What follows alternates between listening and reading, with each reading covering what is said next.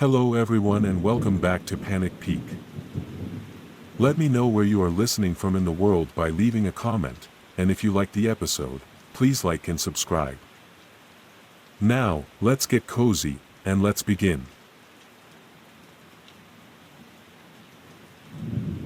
They say some bars have secrets, the kind of secrets that linger in the air, clinging to the walls and seeping into the drinks. When we stumbled upon the dimly lit establishment on the edge of town, it didn't seem like much: a faded neon sign, a creaky door, and an aura of quiet desolation. We were looking for a place to unwind, to share laughs and stories, but what we found was something else entirely. The bar was almost empty when we walked in, just a few scattered patrons nursing drinks under dim, flickering lights. "Cozy," Mia said, her voice dripping with sarcasm. Still, we slid onto the cracked leather stools, our laughter filling the void left by the bar's unsettling silence. The bartender stood at the counter, motionless except for the robotic movements of his hands as he mixed a drink. "We'll have 4 beers, Sam called out. The bartender didn't respond, but his hands immediately went to work, pouring the beers with mechanical precision. "Thanks, man," Sam said when the glasses were placed in front of us. The bartender didn't acknowledge him, not even a nod. "Weird guy," I whispered to Mia, who just shrugged. "Maybe he's having a bad day." But something about his stillness made my skin crawl. His movements were too smooth, too precise, as though he were following an invisible script. Hours passed, and the unease only grew. The bartender never spoke, never smiled, never so much as glanced at us. Even when the other patrons left, leaving us alone in the bar, he continued his silent vigil behind the counter. "I'm gonna check out the back," Mia whispered suddenly. "Something's not right about this place." Before I could stop her, she slipped off her stool and disappeared through a door marked "Staff Only." The 3 of us left at the bar exchanged uneasy glances. "She's probably just messing around," Sam said, though he didn't sound convinced. Minutes ticked by, and Mia didn't return. "I'll go get her," I said, sliding off my stool. The bartender didn't react as I walked past him, his glassy eyes fixed on a point somewhere beyond us. The backroom door creaked as I pushed it open, revealing a narrow hallway bathed in red light. The air was thick with the smell of mildew and something metallic. "Mia?" I called, my voice trembling. No response. I crept down the hallway, the sound of my footsteps swallowed by the oppressive silence.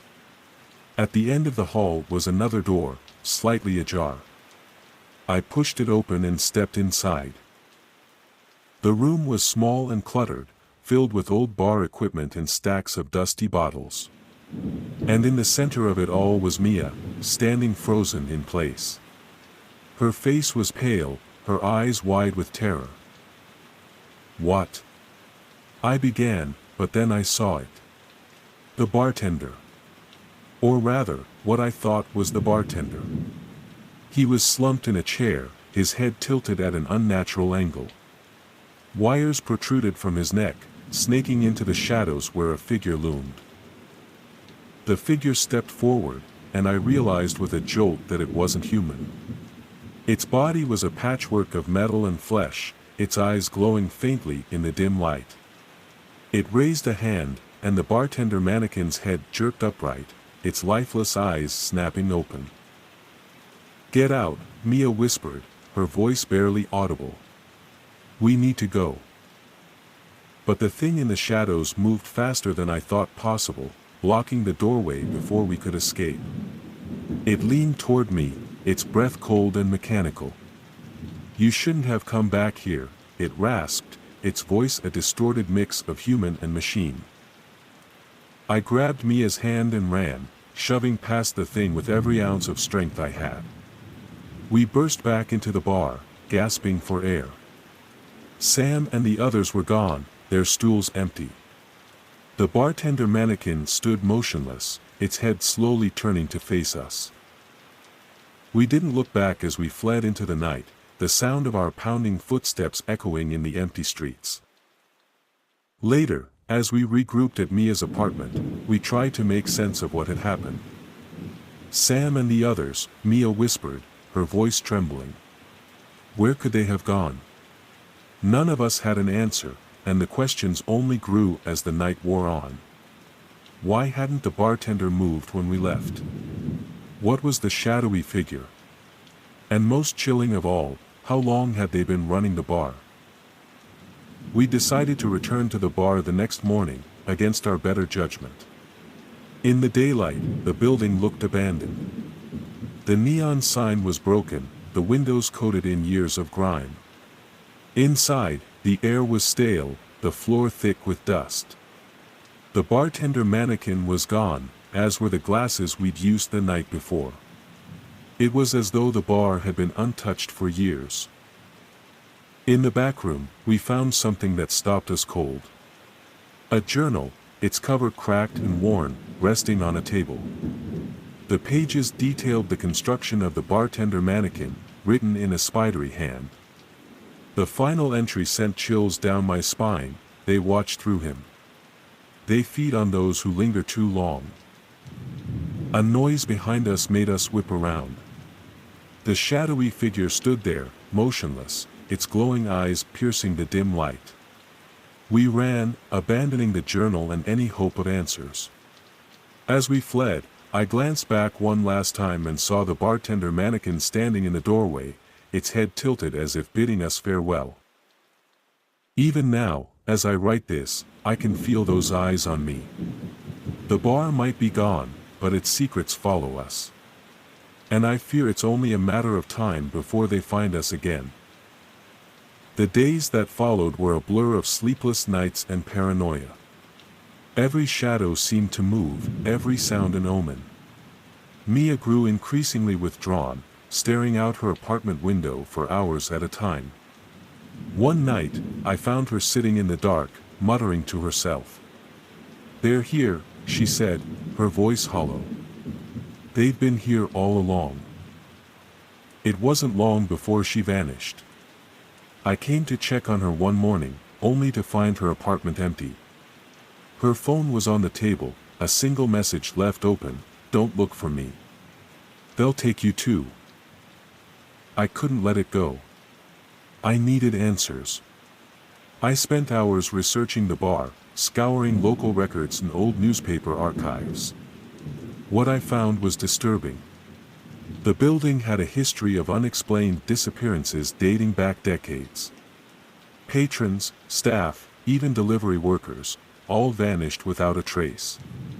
And then there were the sightings, reports of strange lights, eerie figures, and the sound of mechanical whirring in the dead of night.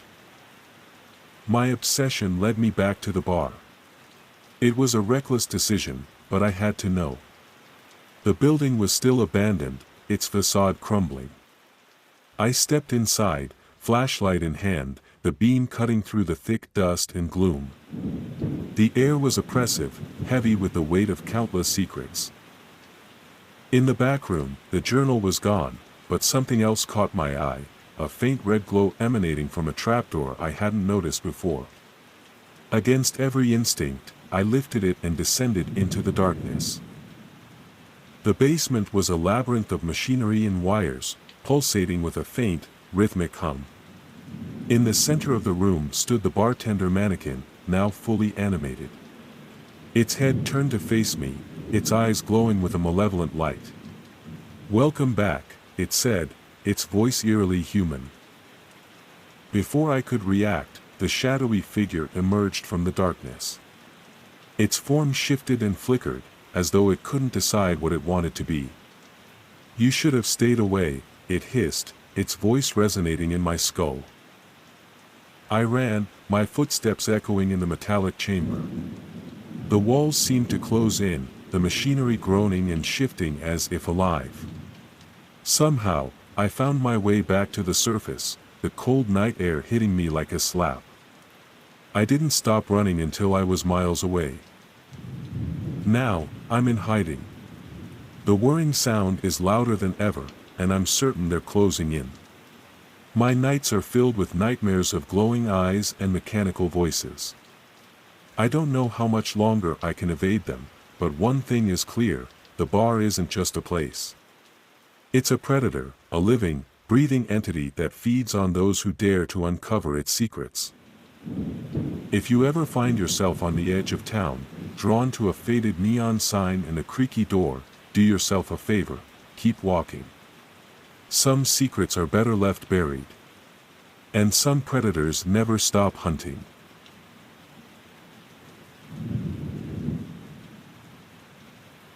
They say there's a nightclub that's unlike any other, a place where the music pulses through your soul and the dance floor glows like something out of a dream.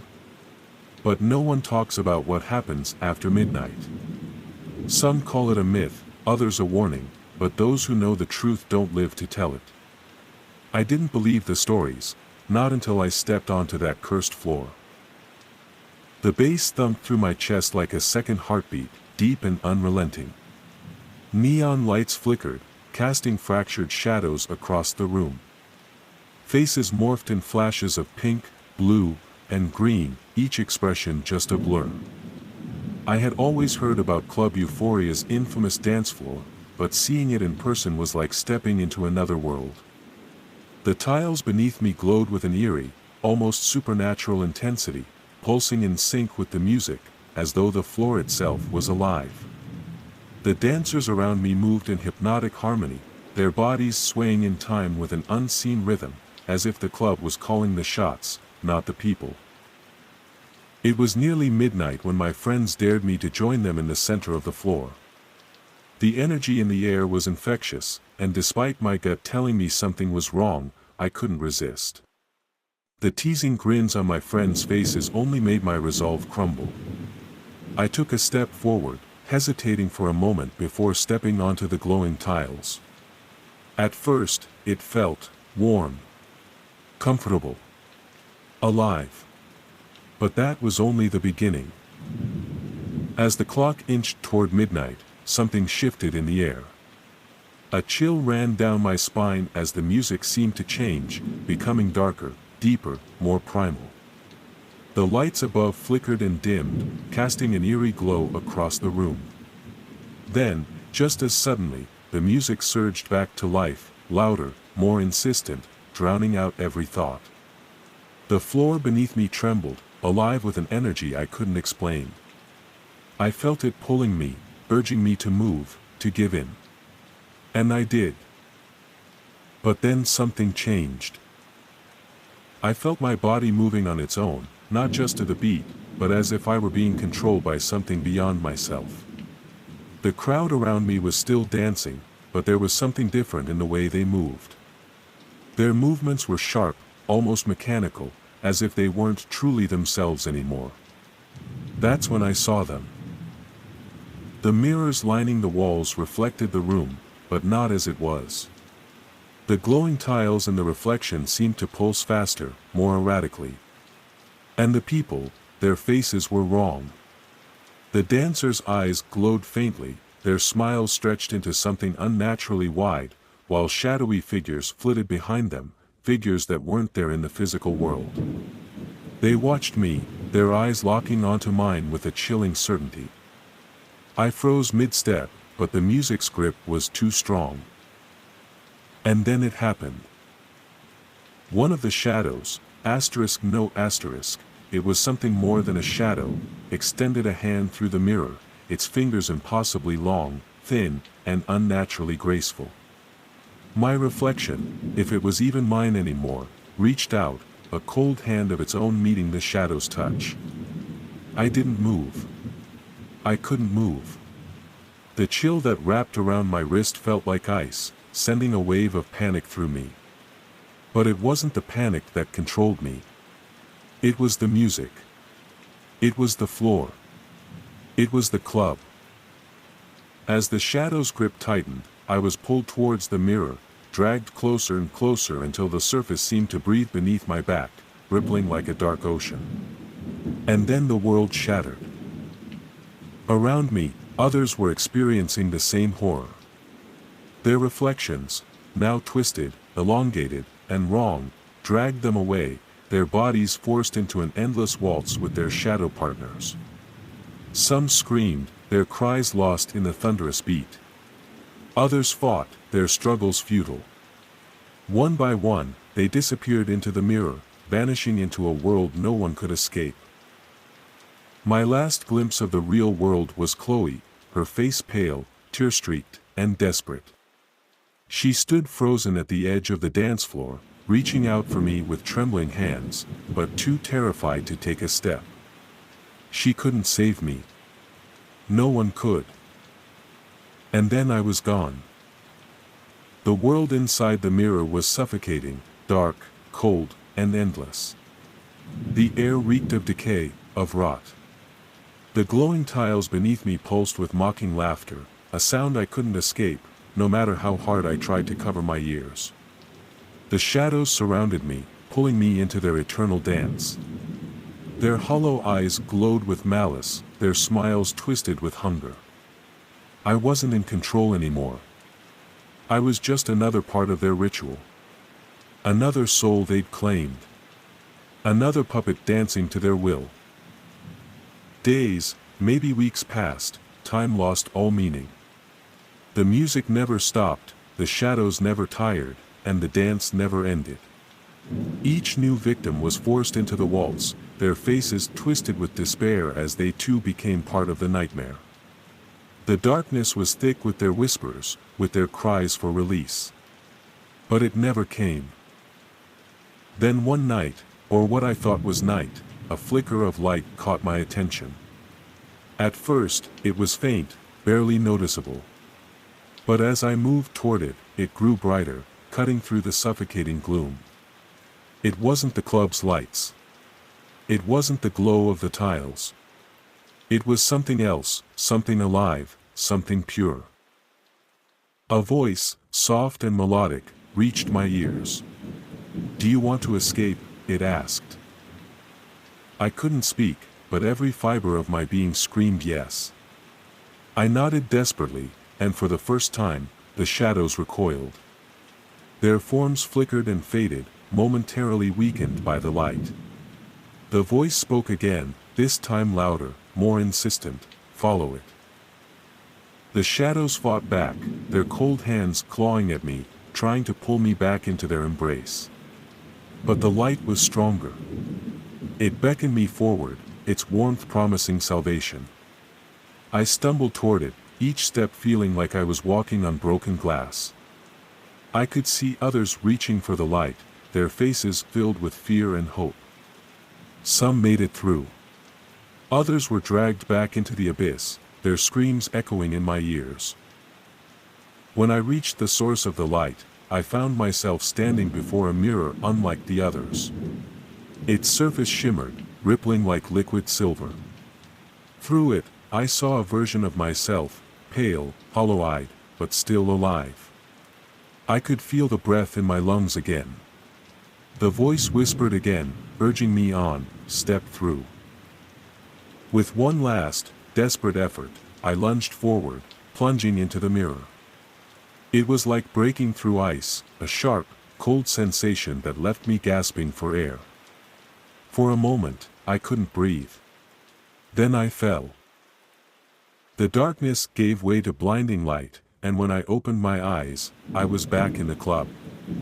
The music was softer now, the lights dimmer. The crowd was still there, oblivious to the horrors I had just endured. I scrambled to my feet, desperate to find Chloe. She was standing there, staring at me in disbelief. "You're back," she whispered, pulling me into a tight hug. But something was wrong. As I looked into her eyes, I saw it, the shadow star. It lingered there, just behind her reflection, its glowing eyes fixed on me with that same, insatiable hunger. I thought I escaped, but I know the truth now. The dance floor isn't haunted, it's alive, feeding on the souls of those it traps. And though I'm free, a part of me is still out there, trapped in the mirrors, waiting for the next victim. The worst part? I know they're watching. The shadows, the ones who have never left. Sometimes, late at night, when the music plays faintly in my head, I feel my feet tapping, involuntarily, as if answering an unseen beat. The connection isn't gone, it's stretched thin, waiting for the right moment to snap back. And it will. It always does. If you're reading this, stay away from the glowing tiles. And if you hear the music, don't dance.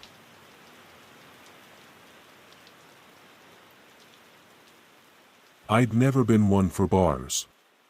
The loud music, the sticky floors, the echo of drunken laughter, it never appealed to me.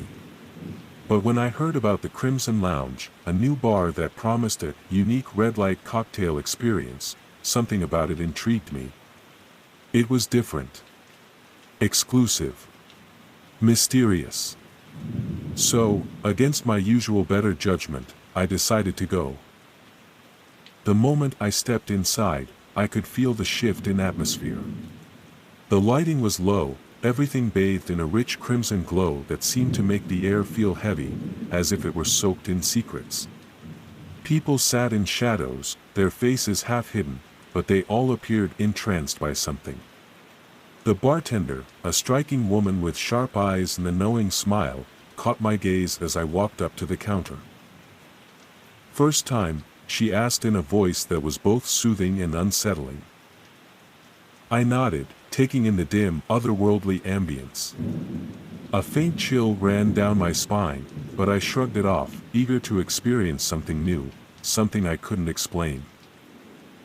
This one's called The Memory, she said, pouring a shimmering, ruby-colored cocktail into a glass. Drink it under the lights and you'll see vivid, almost real memories. But not your own. My interest peaked, but skepticism lingered. Whose memories? She didn't answer, just slid the drink in front of me, her gaze piercing and cryptic. Drink it slowly, she advised, her voice laced with something I couldn't quite place. I took the glass, feeling the cool rim against my fingers, and without hesitation, brought it to my lips. The first sip was sharp, the taste lingering on my tongue as I sank back into the plush chair, letting the red light seep into my bones.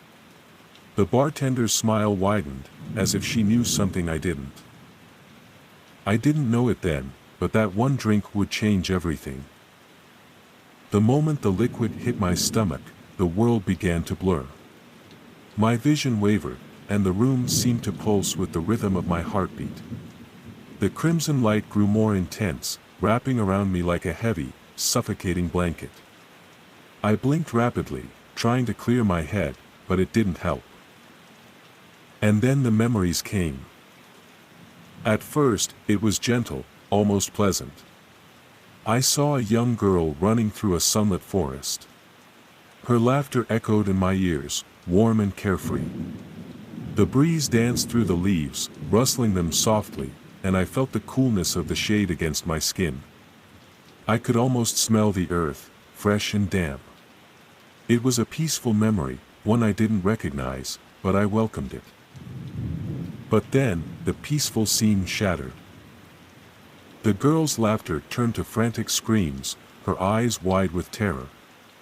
She stumbled, her feet slipping in the damp soil, her breath ragged and desperate. I felt her panic in my chest, as if it were my own. The trees around her blurred as though they were closing in, shadows creeping up from the ground, twisting and changing into monstrous shapes. The girl kept running, but her pace faltered as she crashed through the underbrush. I could hear something behind her, something heavy, a presence that made the air grow thick. She glanced back, and in that instant, I saw it, a figure, tall and ominous, its face obscured by darkness. It moved inhumanly fast, closing the gap with every step. No. No, asterisk. The panic rose in my throat as I watched, powerless to stop it. She fell to the ground, the figure towering above her. A dark hand reached down, but just before it could grab her, everything went black. I gasped for air, my heart pounding in my chest. It wasn't just a hallucination. The images weren't mine. They were someone else's, a memory of someone else's life, their terror, their pain. My hands trembled as I looked around the bar, trying to steady myself. But the vision didn't end. It shifted, warped into something darker, deeper. I was no longer in the forest. I was in a sterile, white room. The sharp scent of antiseptic filled my nose. Fluorescent lights buzzed overhead, casting a harsh, clinical glow over everything. I saw the girl again, now strapped down to a metal table, her body motionless except for the shallow rise and fall of her chest. The same terror was still in her eyes, but it had become a quiet, resigned fear. The man in the lab coat stood over her, his face grim and emotionless as he adjusted a needle, preparing to inject something into her arm. I could see the veins bulging beneath her pale skin. The hiss of the syringe echoed in the room. She jerked awake, her breath ragged, her eyes wide in panic, but she couldn't move, couldn't scream. And then, as the needle pressed into her skin, everything went black again. I was gasping, my body trembling with cold sweat. The vision had been so real, so visceral, I could almost feel the sterile chill of the room, the sharp pain of the needle in her arm. This wasn't just a hallucination. It was a memory, a real memory, one I shouldn't have access to. My hands were shaking, my breath shallow, but before I could process what was happening, the next vision came. This time, I was standing in a dark alley. The air was thick with fog, and everything was shrouded in shadow. I could hear the girl's footsteps echoing, hesitant, as she stepped forward, her body hunched. She was older now, but I recognized her instantly, those same wide eyes filled with fear. She wasn't the carefree child from the forest anymore. She was a broken version of herself, bloodied, bruised, her hands trembling. She looked over her shoulder, but no one was there. Still, her fear was palpable. I watched her huddle against the wall, her bloodied hands clutching at her clothes. I felt a strange tugging sensation in my chest, like I was somehow tied to her, connected to this moment. A whisper broke the silence. It was my voice. "You shouldn't have come here." I froze. The voice was mine, my voice, but I hadn't spoken. The alley was empty. There was no one around. Yet, the words seemed to hang in the air, heavy with warning. I turned slowly, heart hammering in my chest.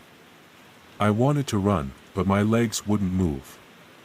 The alley stretched endlessly, the fog thickening, wrapping around me. And then, the whisper came again. "You shouldn't have come here." It was me. The realization hit me like a punch to the gut. The voice was mine. This girl, the one running, the one in the lab, the one in the alley, she wasn't just someone else. She was me. A part of me. A memory buried deep inside. Something I had tried to forget, something I had no business remembering. And just like that, the vision twisted again. The crimson light from the bar flickered and flickered, pulling me back, pulling me into its grip. I stumbled out of the bar, breath ragged, heart racing. The world around me felt like it was closing in, the red light still burning behind my eyelids. I didn't know what was real anymore, I didn't know who I was anymore. The memories weren't just someone else's. They were mine, woven into my very soul, hidden in plain sight, waiting for the right moment to resurface. And as I fled into the night, I could still hear it, the whisper that never stopped. "You shouldn't have come here." I ran through the streets, the cool night air biting at my skin, but it didn't ease the fire burning inside me. My heart hammered in my chest, each beat loud and frantic. The red lights from the bar still seared behind my eyelids, their haunting glow like a brand that I could never erase. As I stumbled through the alleyways, trying to escape the pull of the memories that clung to me, I realized I couldn't outrun them. They weren't just fading images or distant thoughts. They were mine. They had been buried deep inside me, locked away, hidden under years of forgetfulness or fear, waiting for someone to stir them awake. I needed answers. Why had these memories been implanted in me? Why had the bartender known about them? She had said I was part of it now, whatever that meant. She'd watched me, as if she were expecting me to drink that damn cocktail, as if she knew what would happen the moment I did. Had it all been planned? Was I just another victim in some sick, twisted experiment? I couldn't answer any of those questions. Not yet. But I knew one thing for sure, I had to go back. I had to confront whatever the Crimson Lounge was. It was the only way to understand what had happened to me, and why it felt like I had never really left that place. But as I walked, the pull of the memories grew stronger. The girl in the alley, her bloodied hands, the cold room with the sterile lights, it was all too close. It felt like I was becoming her, like her fate was somehow entwined with mine. I could hear her voice in my head, weak but pleading, "Please, help me." I shook my head, trying to clear the thoughts. But they wouldn't stop. They were relentless and growing louder, until they drowned out everything else. When I reached my apartment, I collapsed onto the couch, my mind reeling. The world felt unreal, like I was caught between two realities, one that belonged to me, and one that didn't. The memories, the faces, the terror, it all felt too real to ignore, too real to dismiss as a bad trip or a fleeting hallucination. And then, I heard it. A soft knock at the door. My heart stopped. I wasn't expecting anyone. The knock came again, louder this time, more urgent. I slowly rose to my feet, every instinct telling me not to open that door. But I did. Standing in the hallway was the bartender from the Crimson Lounge. Her eyes were cold, unreadable. She tilted her head, as if assessing me. "You came back," she said, her voice low, almost a whisper. I could barely breathe. "What is this?" I rasped. "What's happening to me? Why am I seeing those memories?" She stepped forward, her smile tight. "Because you were chosen. You drank the drink. And now you're part of the story." "Part of what story?" Her smile deepened, and for a moment, it felt like the entire world shifted. The red glow from the bar flickered in her eyes, and the air around us seemed to warp.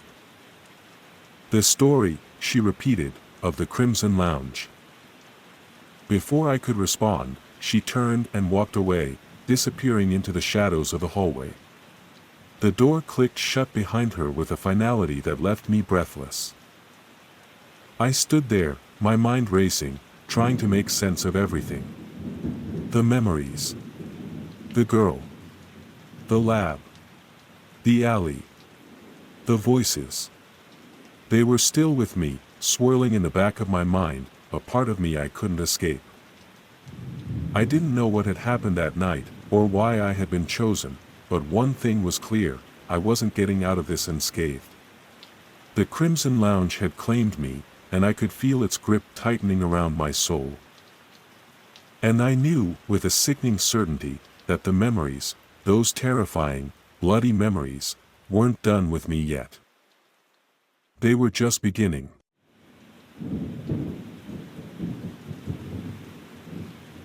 It was a Thursday night when I found myself at the old dive bar again. The kind of place where the neon signs flicker with a tired glow, and the floor sticks beneath your boots, no matter how many times you wipe your feet. The place where you go to forget, to lose yourself for a few hours in the clink of glass and the hum of voices that carry more sorrow than joy. I wasn't expecting anything out of the ordinary. I had come for a drink, to drown the thoughts that had been nagging at me all week. But, as soon as I stepped inside, something felt off. The usual warmth of the place was absent, replaced by a strange chill in the air. I shook it off as a draft, the kind that always seems to sneak in around the broken windows. I took my usual seat in the corner booth, the one with the cracked leather and the faint scent of old whiskey. A glass of bourbon slid across the bar, and I took it without a word. The bartender nodded at me like he always did, barely a glance, just the mechanical gesture of someone who knew I'd be back. The jukebox, tucked away in a shadowed corner, stood silent for the moment. That old machine had seen better days, its once vibrant colors faded, the buttons worn smooth by years of use. People had long stopped bothering with it. But tonight, something was different. I could feel it in my bones, that odd sense that something was waiting to happen. The bell above the door rang as a few more patrons trickled in, each of them carrying their own invisible burdens. We all settled into the routine, small talk, clinking glasses, and the low murmur of a place that existed on the edge of reality. And then, without warning, the jukebox came to life. The first notes echoed through the room, strange and unsettling. No one had chosen it. No one had even approached it. But there it was, playing an eerie melody that no one could place. It wasn't a song anyone in the bar recognized, nor one anyone had put in. The sound seemed to crawl beneath the skin, filling the air with a thick, uncomfortable tension. At first, I thought it was a glitch. The jukebox had been on the fritz for months. It had a tendency to play random tracks from decades ago, songs that no one remembered selecting, and sometimes it would get stuck on a single song for hours. But this time, something was different. The music wasn't the usual twangy country or old rock, it was unsettling, like a whisper in the dark. A haunting melody that felt ancient, like it had been lost for centuries, waiting to be found again. The song itself was slow, dissonant, and filled with a mournful tone, like the sorrow of 1,000 souls. At first, the patrons seemed to ignore it, too drunk or too tired to care.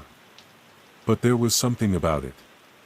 Something that crawled under your skin and made your nerves twitch. I glanced around the room. The bartender, Tim, was behind the counter, wiping a glass, his eyes unfocused. Maggie, the regular at the bar, who always had something snarky to say, sipped her drink, but she looked a little too tense. I could feel the change in the air. The low hum of the jukebox, the almost imperceptible shiver that ran through the room, it was like everyone was sensing something was wrong. Then Maggie stopped mid-sip, her eyes widening, her breath quickening. She looked around the room, as though searching for something or someone. Her face drained of color, and she stood up so abruptly her stool clattered to the ground. She opened her mouth, but no sound came out. Her hands shook violently, clutching at the edge of the bar like she was trying to anchor herself to something, anything. "Maggie?" Tim asked, his voice barely above a whisper. She didn't respond. Her eyes were wide, unblinking, staring at something none of us could see. Before anyone could move, she staggered back, her feet unsteady. The jukebox played on, and the room seemed to close in around her. She started to walk, her movements jerky, disjointed. She didn't look at anyone, her gaze fixed somewhere far beyond us. Then, with a final, panicked breath, Maggie collapsed to the floor, her body seizing in a way that was unnatural. Her arms flailed, fingers twitching as though reaching for something that wasn't there. People began to shout, but the room felt muffled, as though we were all underwater. Tim rushed to her side, but before he could reach her, the music from the jukebox took on an eerie crescendo, drowning out all other sound. And then, Maggie was gone. In the space where she had been, there was nothing. No blood. No sign of a struggle.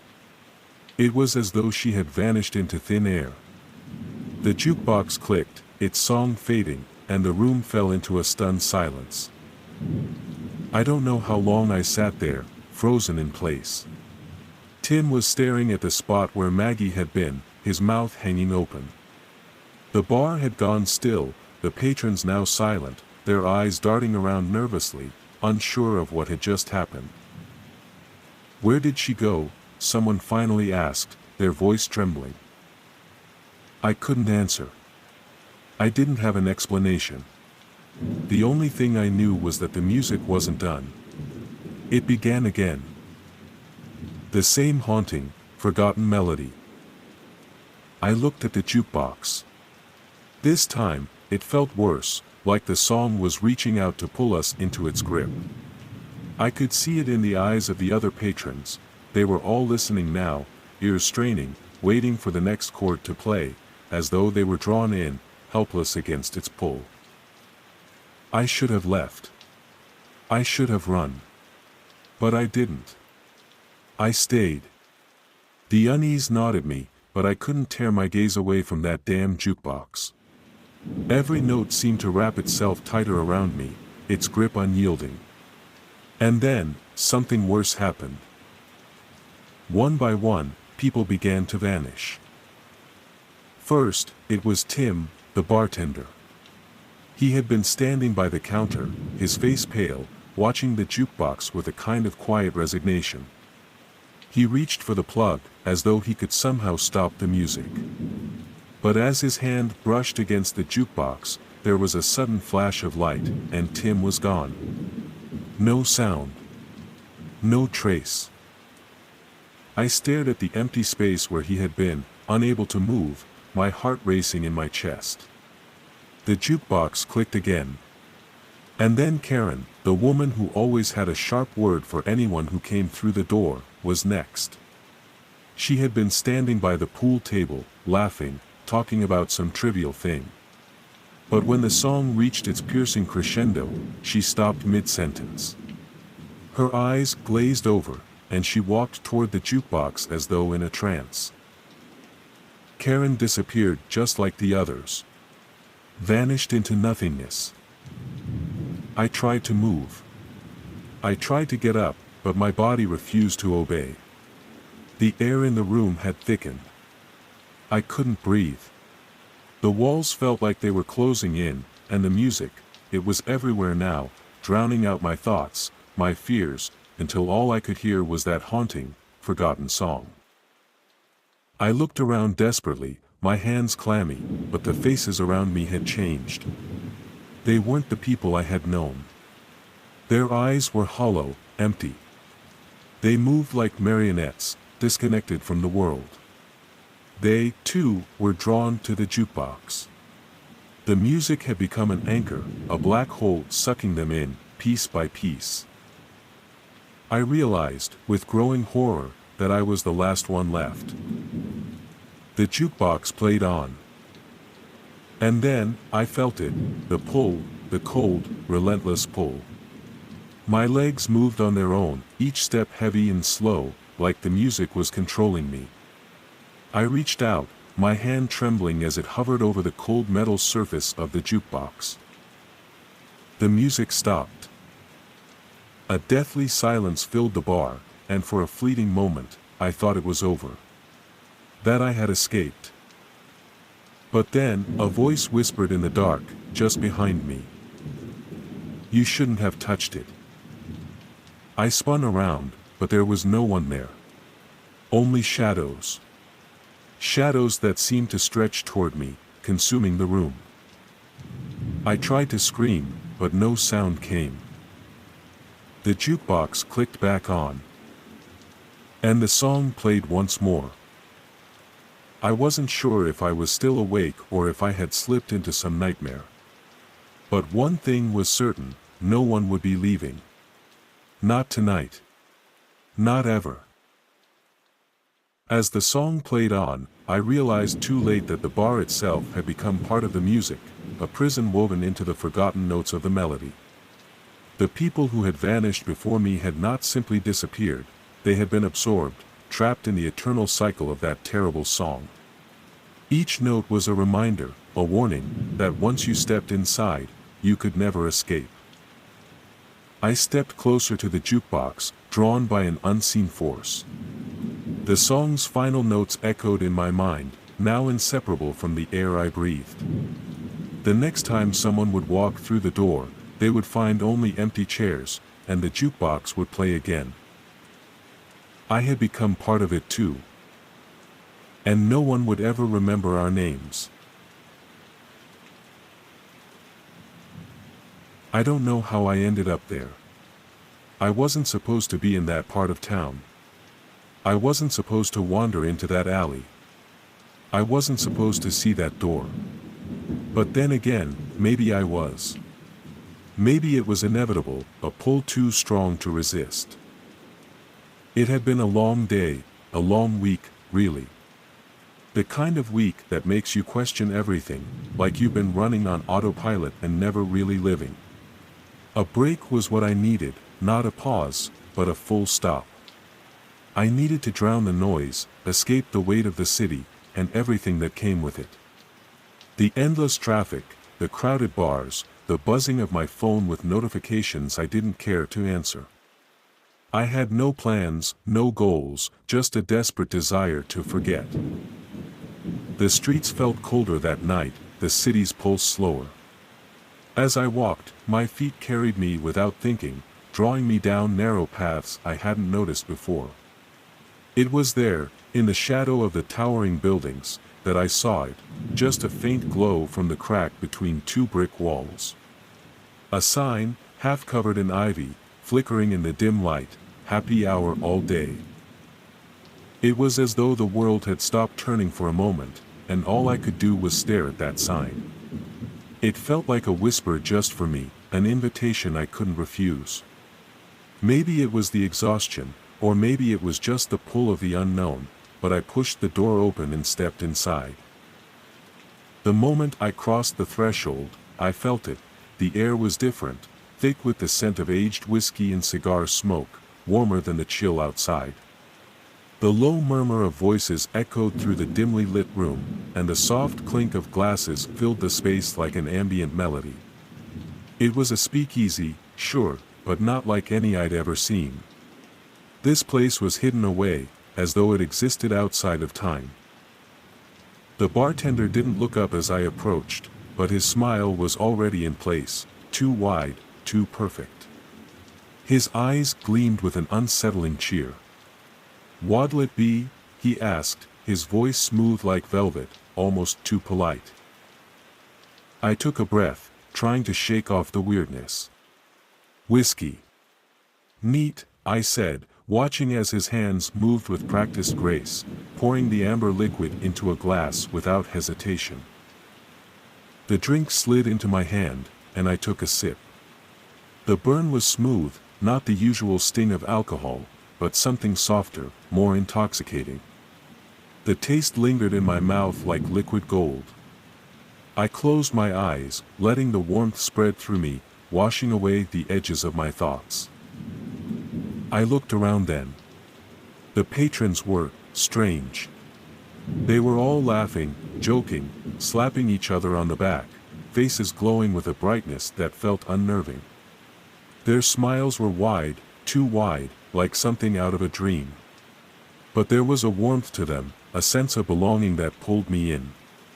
It was as if I'd walked into an old friend's house, even though I didn't recognize any of them. I made my way to an empty table in the corner, the room spinning just a little bit faster with each sip. It didn't take long for someone to join me, an older man, dressed in a suit that looked like it belonged to another era. He slid into the seat across from me with a grin so wide it looked painful. "Good to see you, my friend," he said, his voice warm and inviting. "You're just in time for the real fun." "Thanks," I muttered, not sure whether to laugh or to ask what he meant. The hours passed. Or maybe it was just minutes. Time was strange in here. The drinks never seemed to stop flowing, and neither did the laughter. The conversations blended together into one long, continuous hum. I felt like I was floating, drifting along on the current of it all. It didn't matter that the jokes were repetitive, that the same faces kept turning up at the bar. Everything felt perfect. The laughter was infectious. And yet, a part of me, a quiet part, couldn't shake the feeling that something wasn't quite right. It was as if I was in a dream I couldn't wake up from, something familiar, but twisted just enough to make me uneasy. I went to the bathroom to clear my head, my footsteps slow and unsteady. When I returned, the room had changed. It wasn't drastic, not at first. The same people, the same drinks, the same laughter. But there was something different in the air. It was heavier now, charged with a strange energy. I looked toward the door I had entered through, but it wasn't there anymore. I blinked, then squinted, as if maybe I had just missed it. But no. There was nothing but a smooth, unbroken wall where the door should have been. I felt my stomach churn. I walked toward it, my heart pounding in my chest. The crowd didn't seem to notice. They were all still laughing, still celebrating, as if the door had always been gone. "Hey," I called, my voice trembling. "Where's the door?" The bartender, who had been watching me from behind the bar, smiled, a little too brightly. "What door?" he asked, his tone as smooth as ever. His gaze never wavered. I backed away, my pulse quickening. My head felt light. I reached out toward the wall, my fingers pressing against it, as if I could somehow feel the faintest trace of where the door had been. Nothing. Just cold, smooth brick. "Let me out," I said, my voice sharp now, panicked. The room fell silent. All at once, every pair of eyes turned toward me. The laughter stopped. Even the music had faded, leaving an eerie stillness in its place. My heart raced as I felt every pair of eyes latch onto me, their gazes too intense, too focused. And their smiles, those perfect, too wide smiles, they hadn't faded, but they had twisted somehow, become grotesque. A few patrons even stood up and moved toward me, their eyes glinting in the dim light, too wide, too hungry. One man, sitting at the bar, stood and approached me, his steps deliberate. He was tall, wearing a sharp black suit, his hair slicked back. His smile stretched unnaturally across his face. "Something wrong, friend?" he asked, his voice low, almost soothing. "Don't you like it here? Don't you feel welcome?" "I need to leave," I said, my voice trembling. "I don't belong here. Please." He chuckled, the sound hollow. "Oh, you belong here. We all belong here, don't we? You just have to stay. You'll see. You'll want to stay." I staggered back, my hands searching for something to hold on to. But the walls were closing in. The faces around me, those two perfect faces, stared without blinking. The warmth of the room had become suffocating, like a trap slowly closing in on me. "No," I whispered, a tremor in my voice. "I want to leave. I need to leave." The man's smile grew wider, more twisted. "You're already here. You can't leave." I turned, desperate, and tried to make my way toward what I thought was another exit, any exit. But it was all the same. Walls. No doors. No windows.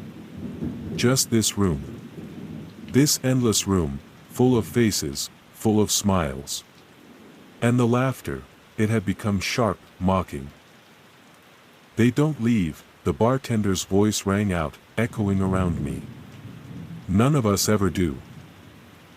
I stumbled backward, my breath shallow, the walls closing in tighter.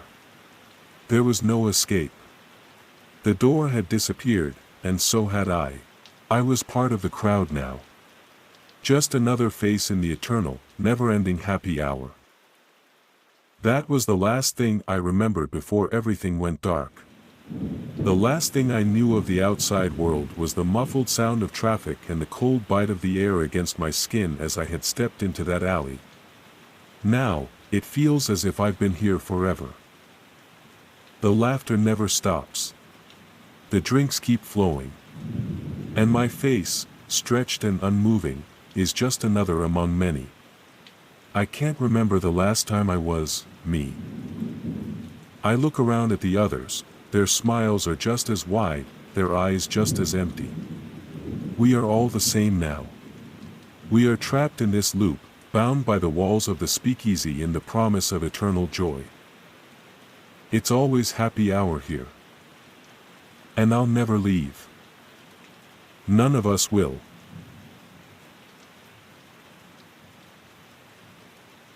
I used to be the type of person who believed in logic.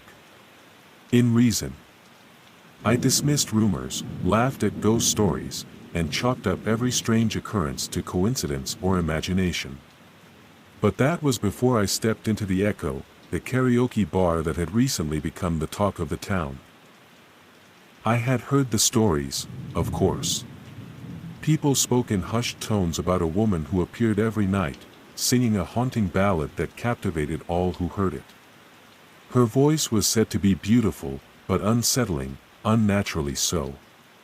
They said she never left the stage, never interacted with anyone, and that she had been performing the same song for years. Some even claimed they saw her reflection vanish in the mirrors, or that the microphone cord she held led nowhere. I thought it was all nonsense. A bit of urban legend, like any other story designed to entertain or scare. But curiosity gnawed at me, and one Friday evening, I walked into the Echo, seeking to prove that the rumors were nothing more than that. I was determined to find the truth.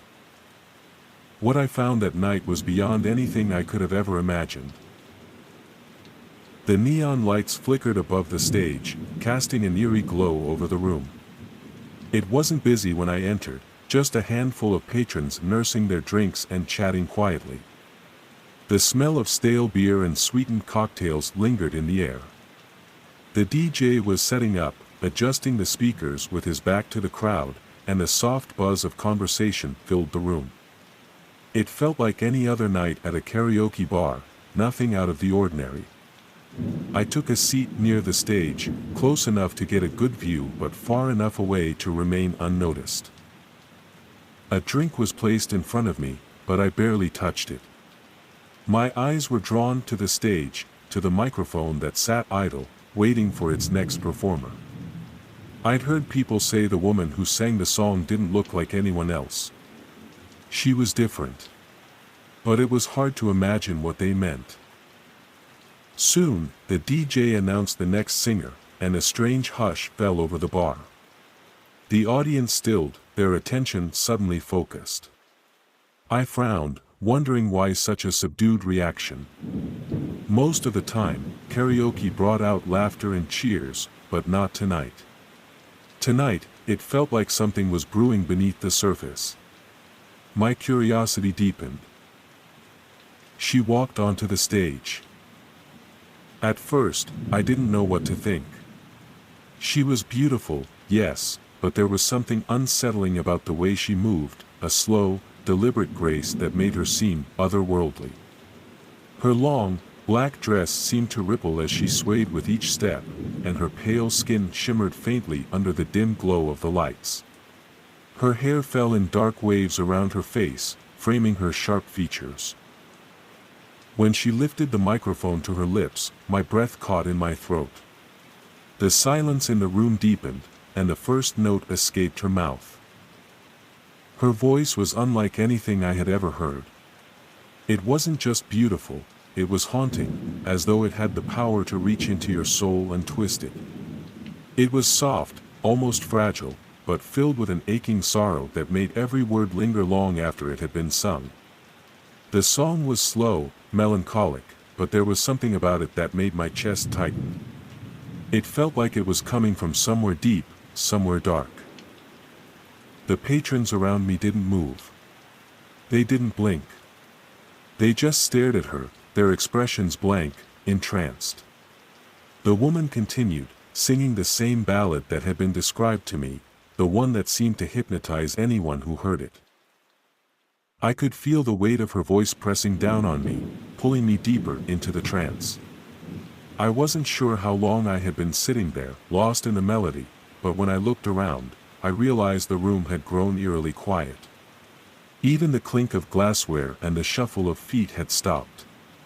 The only sound was her voice. I don't know what possessed me, but I found myself standing. My legs felt like they were moving of their own accord, carrying me toward the stage. I had to know more. Had to see her up close. I didn't know why, whether it was the magnetic pull of her voice or something else, but I couldn't stop myself.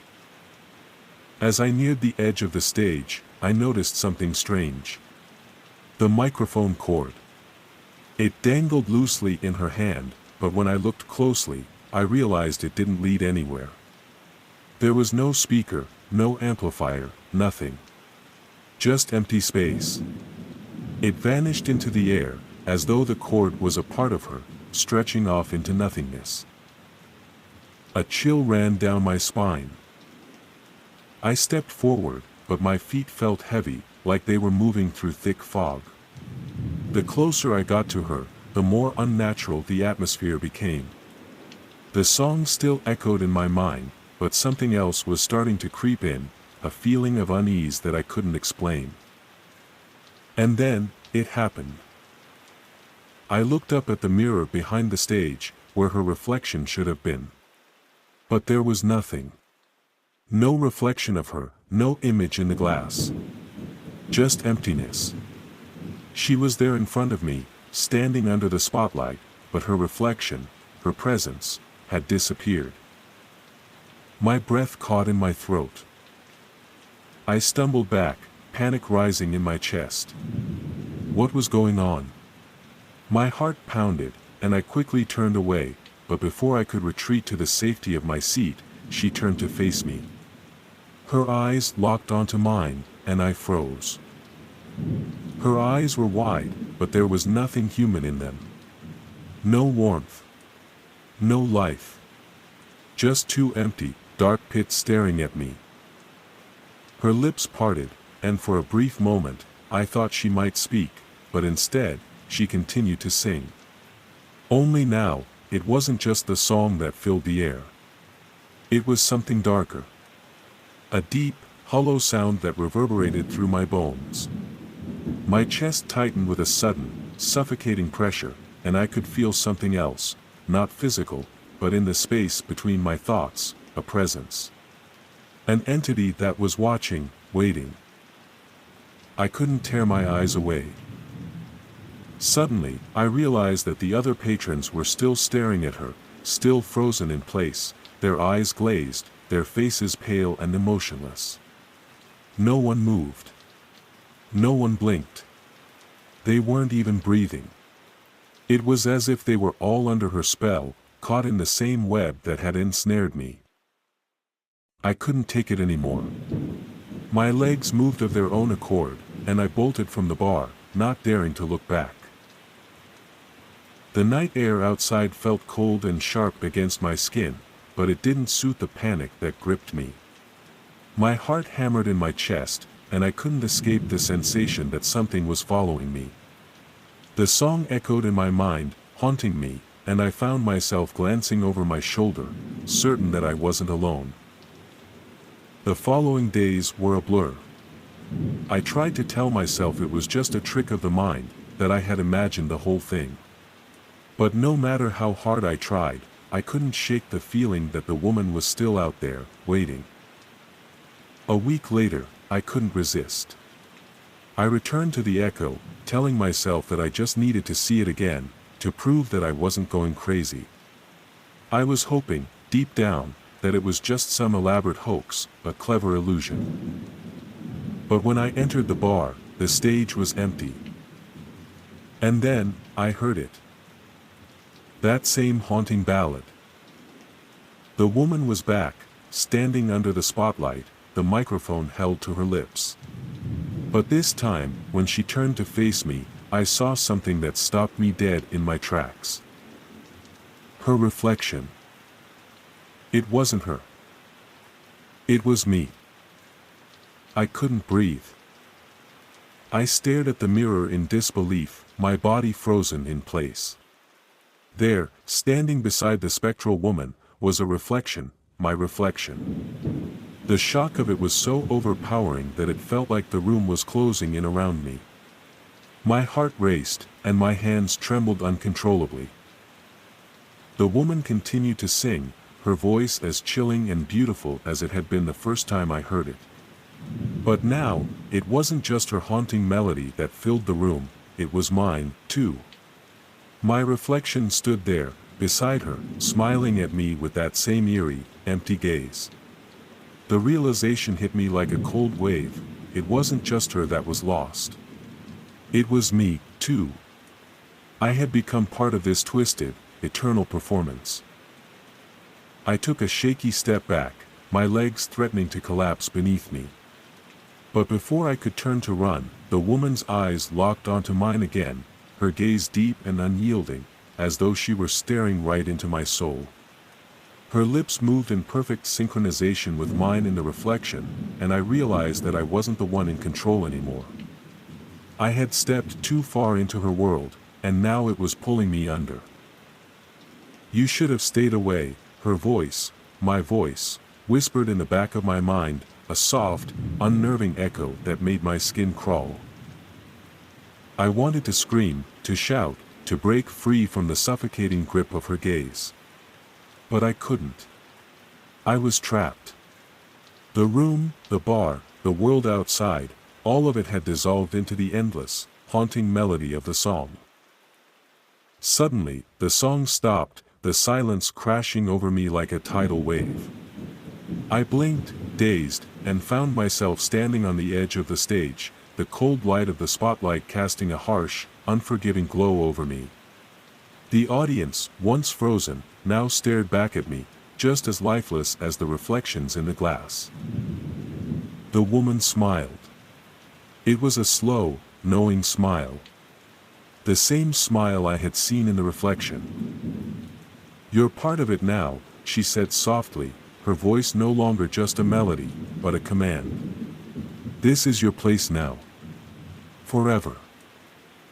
And in that moment, I understood. I had become one of them. A lost soul, doomed to sing the same eerie ballad night after night, trapped in the same unyielding cycle of silence and song. I tried to move, to scream, to break free, but my body wouldn't respond. I could only watch as my reflection, her reflection, continued to sing in the mirror behind me. The song played on, echoing through the empty room. And with each note, I knew I was one step further from the world I had once known. There was no escape. The echo had claimed me, just as it had claimed the others before me.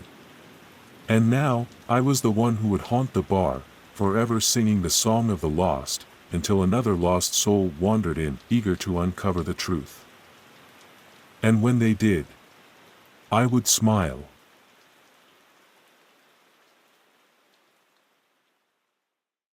I don't usually stay late at the bar.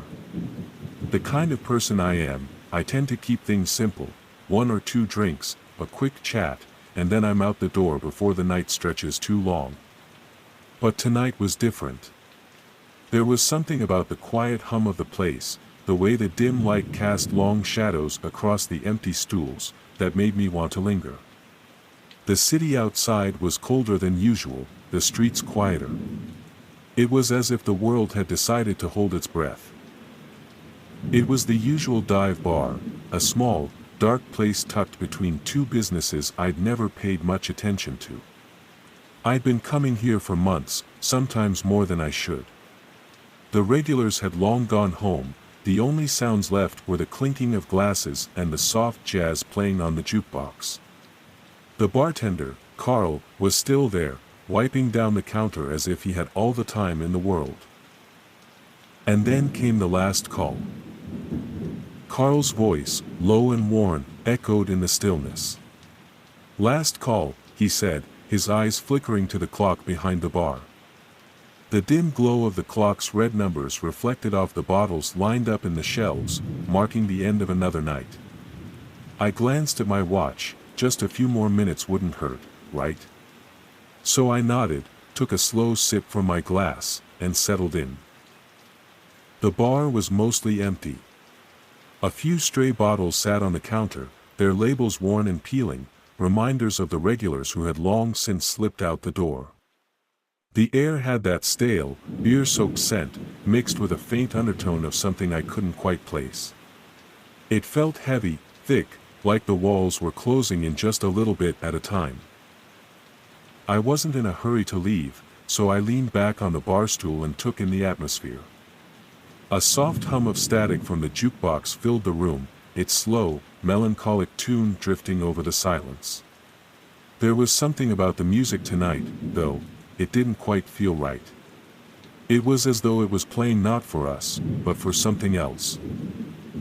Carl was methodical in his motions, wiping the counter, checking the door, and then glancing at the clock again. His movements were sharp, purposeful, like he was waiting for something, someone. I couldn't quite put my finger on it, but there was a nervous energy about him that I hadn't noticed before. His eyes flickered to the door every few seconds, as though he expected someone, or something, to come through it. I tried to shake the feeling, but it lingered. I reached for my glass, only to find my hand trembling slightly. The ice clinked, and the sound seemed louder than it should have been. I'd had a few drinks, sure, but not enough to be this rattled. Still, the unease wouldn't leave. "Last call," Carl repeated, his voice cutting through the room like a cold wind. I smiled awkwardly, raising my glass in acknowledgement. "I heard you the first time, Carl." Carl didn't smile back. Instead, he seemed to stiffen. "You should go," he said, his voice low, more urgent now. There was a strange weight to his words, like they weren't just a suggestion, they were a command. I frowned, half laughing. "I'm fine, Carl. Just one more drink." He didn't respond, just kept his eyes fixed on me, his expression unreadable. I took a long gulp from my glass, the burn of the whiskey scratching my throat as I tried to ignore the odd tension that had descended on the room. Carl shifted behind the bar, his knuckles white against the wood of the counter. The door behind me rattled, and I glanced back, half expecting someone to walk in. But the street outside remained quiet, and the door didn't open. I shook my head, laughing to myself. The late hour was getting to me, or maybe it was the booze. Carl's eyes darted toward the door again, and I saw something flicker in them, a look of fear. My heart skipped a beat. This wasn't like Carl. He was always calm, always in control. But tonight, he looked like he was waiting for something to happen, something he couldn't stop. I set my glass down, deciding it was time to leave. Something about Carl's demeanor was starting to get under my skin. As I reached for my jacket, Carl's voice stopped me. "Don't. Stay." His words were barely above a whisper. I paused, my hand still on the sleeve of my jacket. "What do you mean?" Carl's eyes widened, his expression almost pleading now. "Please, leave now. It's not safe here." I felt a chill run down my spine, a sharp prickle of fear creeping over me. "What are you talking about?" "It's just you and me here, Carl. Everything's fine." He didn't answer right away. Instead, he took a step back from the bar, his face tight with tension. The lights overhead flickered briefly, and for just a moment, the entire room seemed to tilt. The air grew colder, unnaturally so. I wrapped my arms around myself, suddenly aware of how uncomfortable the silence had become. I shook my head, trying to laugh it off. I've had a few too many, haven't I? Carl's eyes weren't on me anymore. They were fixed on the far corner of the bar. He didn't say anything at first, just stared, his breath coming in shallow gasps. And then the shadows in that corner, where the light never quite reached, began to shift. I didn't see it at first, but I felt it. A pressure, an odd sensation like something was crawling over my skin, reaching out for me. I turned my head, and that's when I saw it, a movement in the corner, just at the edge of my vision. It was subtle at first, like the shadows were stretching, pulling themselves away from the walls, forming shapes that were too dark to be natural. The air thickened, pressing against me like a suffocating weight. I opened my mouth to speak, but my voice caught in my throat. The room seemed to grow darker, the corners of my vision bleeding into blackness. Carl was no longer behind the bar. He was standing by the door, his body trembling, his eyes wide in terror. "Leave," he whispered, his voice barely audible. "Please, leave now." And then the shadows moved. At first, it was just one, creeping along the floor, a tendril of darkness that seemed to writhe and pulse. But soon, others joined it, emerging from the corners, from the walls, stretching and twisting into grotesque shapes. They weren't human. They weren't even alive in the way I understood life. They were things, shapes made of pure, suffocating darkness, their eyes hollow and staring. The room felt smaller, as if the walls themselves were being pulled inward. The cold was unbearable now, like a winter storm had blown in from nowhere, freezing me in place. My heart pounded in my chest as I tried to back away, but my legs felt like they were made of lead. The door, why hadn't the door opened? The lock was clicking, one turn at a time, as though it was being held shut by some unseen force. I could hear them now, whispers, voices that didn't belong, hissing and rasping at the edges of my mind. One of the shadows reached out toward me, its fingers long and black, stretching impossibly far. I tried to scream, but no sound escaped my throat.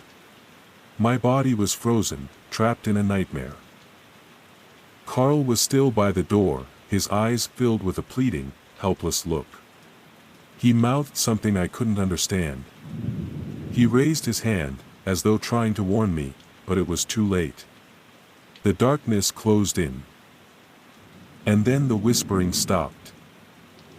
A cold, icy touch brushed against my face, like the breath of death itself. I gasped, but there was no air to breathe, just the cold, the suffocating silence. The last thing I saw was Carl's face, pale and grim, as the shadows overwhelmed him too. And then, darkness. The last call had come, and I hadn't left in time. I never will. The days that followed blurred into one another. I don't remember when I first noticed it, but I began to feel something lingering, like a presence. It wasn't physical, but it was there, always in the corner of my mind, always watching. I still walk past that bar sometimes. The neon lights flicker just as they always did, casting their glow on the empty street. The door is locked. The windows are black, reflecting nothing but the void of the night. But I know better now. The door is never open. No one is ever there. Except for the shadows, still waiting. Waiting for someone who thinks they have time. Someone who doesn't heed the last call.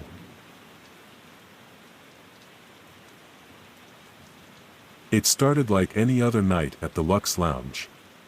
The kind of upscale cocktail bar that always seemed to be bustling with life. Dim lights, smooth jazz playing in the background, and the clink of glasses filled the air. It was the kind of place you'd bring friends to celebrate, or maybe just unwind after a long week. I didn't expect anything out of the ordinary when I walked through the doors, greeted by the familiar hum of chatter and the faint scent of whiskey and citrus. But from the moment I sat down at the bar, something felt wrong. There was a heaviness in the air, a quiet tension that I couldn't shake. I chalked it up to the fact that I'd had a long day and was just overthinking things. After all, it was just a drink, just a night out. What could possibly go wrong?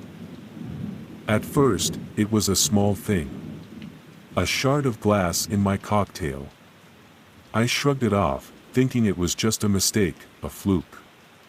But as the weeks went on, I began to notice the strange occurrences more and more, other patrons whispering about the same thing, the staff's increasingly anxious glances toward the mirror wall behind the bar.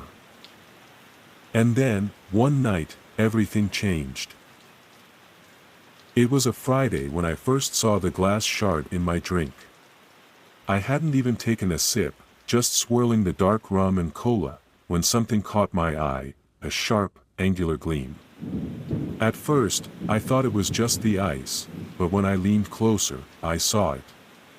A small sliver of glass, jagged and dark, lodged between the ice cubes.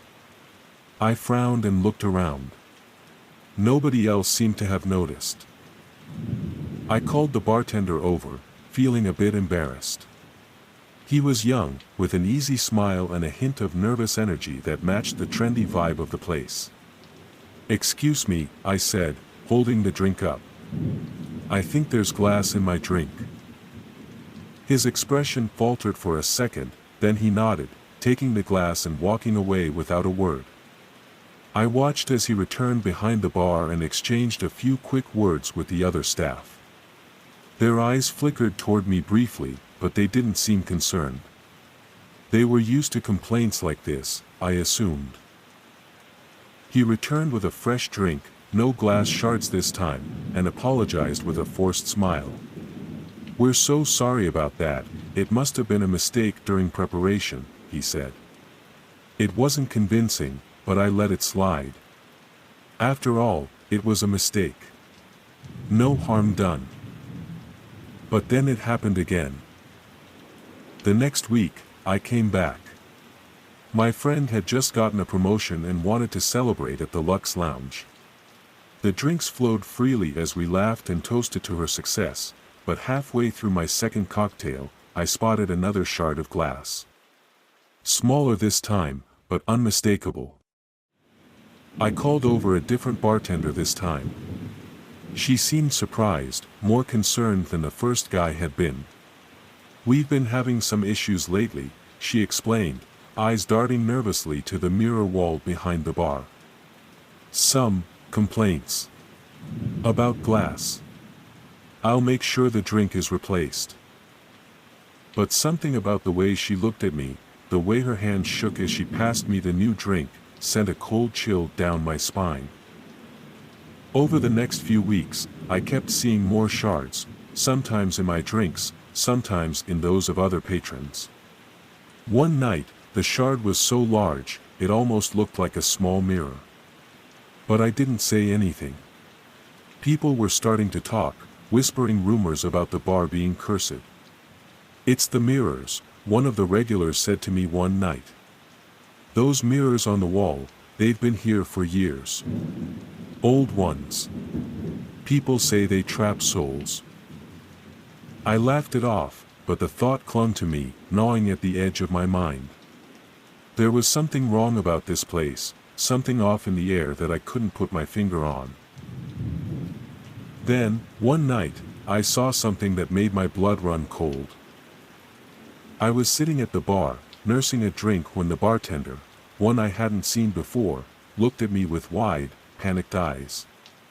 She opened her mouth as though to say something, but then stopped, her gaze darting nervously around the room. That's when I saw it. One of the regulars, a man in his 40s, had suddenly stood up from his seat and was staring fixedly at the mirror wall behind the bar. His face was pale, his hand gripping the back of his chair as though he was about to collapse. Then, He spoke in a strained voice. "There's something behind the glass."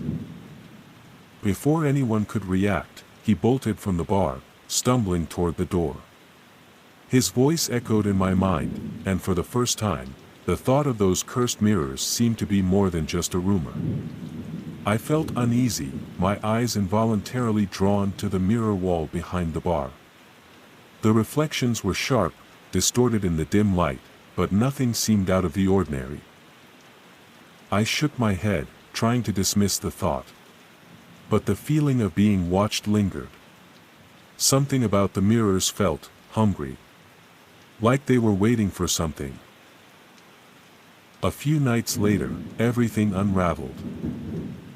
I had just taken a sip of my drink when I felt a sharp pain in my throat. My vision blurred, and my heart began to race. The room around me twisted, the lights flickering erratically, and my body stiffened, as though something was crawling underneath my skin. Panic surged through me, but I couldn't move. I heard voices, distorted whispers, low and mournful. They echoed in my mind, so loud that I thought I might go insane. And then, through the blur, I saw them, faint figures, standing in the corners of the bar, their faces obscured, their eyes hollow and lifeless. They stared at me, and I felt my breath grow shallow. I wanted to scream, to run, but I couldn't. My body felt like it was made of stone. The bartender, the same nervous one from the first night, approached me, his face pale and gaunt. You shouldn't have come back," he muttered, his voice shaking. "The mirrors, they collect." Before I could ask him what he meant, I felt the glass shard in my throat again. It was cold.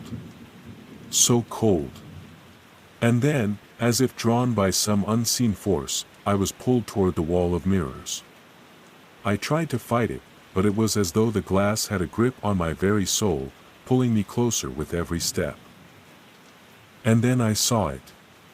The reflection wasn't mine, it was someone else. A pale figure, dark eyes wide with terror, trapped behind the glass, just like the others.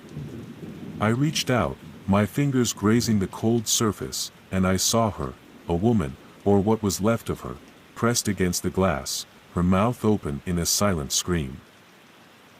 The whispers grew louder, more frantic. "You shouldn't have drunk here, you shouldn't have come." The voices were angry now, the words like claws scraping against my mind. I wanted to pull away, to run, but something inside me was starting to change. My reflection twisted, distorting into something dark, hollow. I could feel it, the glass was pulling me in, trying to trap me just like the others. The bartender's face appeared beside me, his eyes wide with fear. "It's too late now. You drank the glass. You're one of them." I opened my mouth to scream, but no sound came. Instead, I felt myself falling, tumbling through the cold glass into the darkness behind it, where I could see the faces of all those who had come before me. The people who drank, who had vanished into the bar's cursed mirrors. They stared at me, their eyes full of sorrow, trapped like I was now. And then I knew, there was no escaping the Lux Lounge. The glass was the collector, and it had claimed me just like the others. The bar was silent now, the laughter and chatter of the patrons nothing more than a distant memory. The lights flickered once more, casting distorted shadows across the walls. The mirrors remained, their glass surface gleaming as though waiting, expectantly. Behind them, the trapped souls, faces that once lived, that once drank and laughed in the very same place, now stared blankly, their eyes hollow with despair. Among them was me, my reflection forever distorted, my body and soul bound by the glass. But the Lux Lounge never closed. Its doors were always open, welcoming the next unsuspecting visitor who would drink, oblivious to the dark history of the mirrors. The glass would continue to collect, each shard a reminder of those who had come before and those who would come after. The curse, eternal and unbroken, would feed on the souls of all who dared to enter. And as for me, I remain just another face behind the glass, a silent witness to the never-ending collection,